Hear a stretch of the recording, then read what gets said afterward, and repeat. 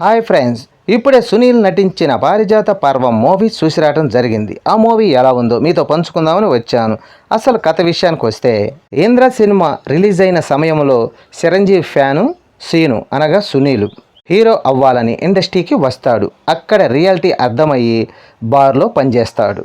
చిన్న చిన్న క్యారెక్టర్లు చేస్తుంటాడు. ఆ బార్లోనే డాన్సర్గా పనిచేసే పారు అనగా శ్రద్ధాదాస్ పారు ఓనర్ నుండి రక్షించబోయి అతన్ని చంపేస్తాడు సీను. ఆ బార్ ఓనర్ పెద్ద డాన్ అని తెలుస్తుంది. అతనిని చంపడంతో అతని ప్లేసులోకి బార్ సీనుగా పారుతో కలిసి దందాలు చేస్తుంటాడు. చైతన్య దర్శకుడిగా మారాలని ప్రయత్నాలు చేస్తుంటాడు. కథ నచ్చడంతో నిర్మాతలు హీరో ఎవరని అడగగా తన ఫ్రెండే అని చెప్పడంతో వచ్చిన ఛాన్సులు కూడా పోతాయి. అదే టైంలో మాలవిక తన పెళ్లి గురించి మాట్లాడుతుంది. వాళ్ళ అమ్మ ఇంట్లో కష్టపడుతుందని ఎలాగైనా డైరెక్టర్ అవ్వాలని చైతన్య పట్టుబడతాడు.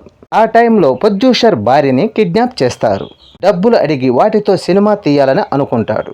అదే సమయంలో బార్ సీను వాళ్ళ మనుషులను పంపించి ప్రొడ్యూసర్ భార్యని కిడ్నాప్ చేయమంటాడు.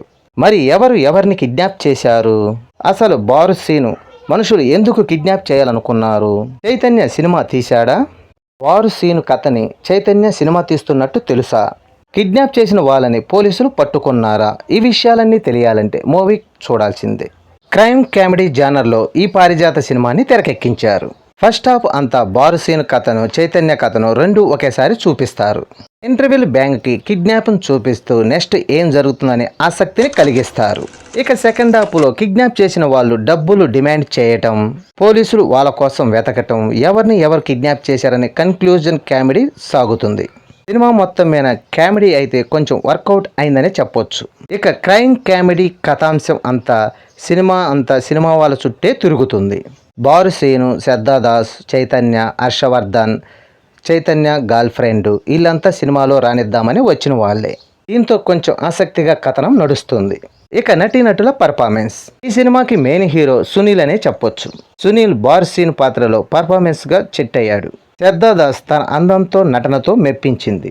ఇక చైతన్య సినిమా కోసం దర్శకుడిగా తన పాత్రలో అతను మెప్పించాడు.